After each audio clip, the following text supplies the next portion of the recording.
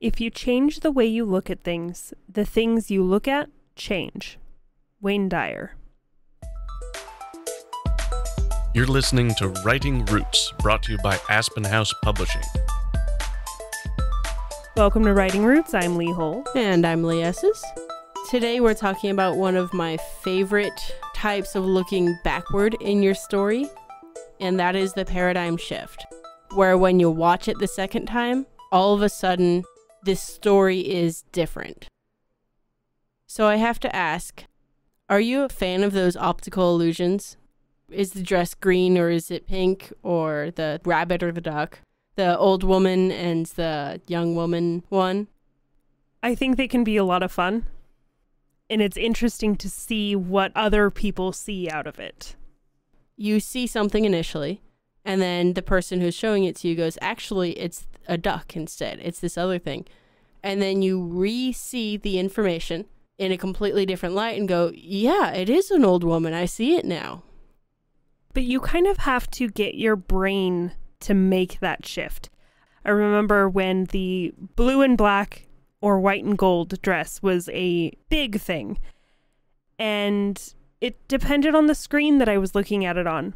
But the first time I saw it the other way with the other set of colors, my brain kind of freaked out a little bit and was like, those weren't the colors you saw before. What is happening here? This idea of having to tell your brain to shift perspectives. This is the paradigm shift that we're talking about. Just in case you've been living under a rock for the last 40 years, we have some pretty severe spoilers in this episode. So a paradigm shift is that fundamental change in underlying assumptions or in the approach to something. This is most common in the psychological thriller category. A lot of the mental horror type stories. Shyamalan is very well known for this type of storytelling structure. Because it's designed to mess with your head. It's designed to make you do a double take and question, wait, is that? No. It's also sometimes seen in the sci-fi realm. I'm not sure why they've glommed onto this, but Star Trek and a lot of outer space type stuff, you're entering a brand new situation with a lot of underlying assumptions. And when that changes, then it changes everything about what we know. This structure means that the second time watching, the second time reading is completely different. Like The Sixth Sense, where the first time you're watching it, you think that this is a dude trying to help this kid through some pretty severe psychological problems. And in the end, you find out, oh, he's one of those dead people that this kid can see. That totally makes sense now. A lot of these things cannot happen in reality because there's too much extra information. So the way you're approaching this as a storyteller is only giving very specific information.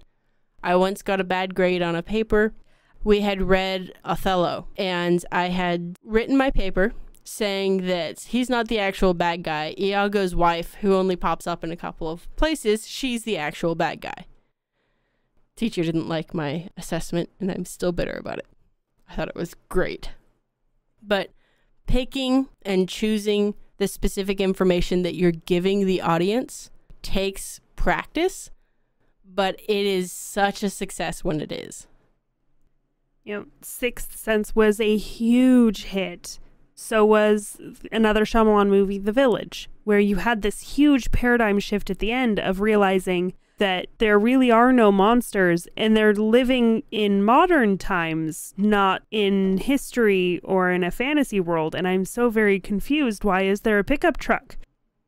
Also, Fight Club has one of these where one of the characters, it turns out, is completely imagined by the main character. The book 3, which is the first one that I read of Ted Decker's, was in this category, where it turns out the main character, who has a best friend who's been helping him out and is being hunted by this serial bomber, Turns out he is all three with a multiple personality disorder. So reading that book the second time, knowing that it's actually him doing this, is interesting. Another example is the movie Pandorum, where they're in this ship. They believe they're headed somewhere through space. In the end, it turns out they're already there. They're just stuck underwater. And what they've been hearing is the water sounds, sea sounds around them. I feel like we're saying this a lot this series, but this particular style is especially useful for plotters. If you at least know what the paradigm shift is, it makes it a lot easier going through. The one thing you have to remember is a paradigm shift is not exactly a plot twist. It is twisty, but it is not supposed to be a plot twist alone. You can kind of think of the paradigm shift as a subcategory of a plot twist. The plot twist is sometimes that the person you think is a good guy is evil, but it's not really a paradigm shift because the world isn't different, just that character is different. The whole understanding of the world should be shifting. So it's a huge plot twist, this paradigm shift. You also want to be careful if you're not a natural multitasker, because there is a lot that goes into setting up a story for a paradigm shift. This structure lends itself to writers who are good at understanding how things can be misinterpreted. If you want more information on that, go ahead and check out our subtext episode. But, when she said she's almost out of time, it doesn't mean that she's almost out of air. It means she's almost whatever. There should be moments that you know as you're writing that this is interpreted differently the second time than the first time. So the natural multitasking instinct is super helpful when writing this story out. Because the events do not change the truth. The truth is still the same.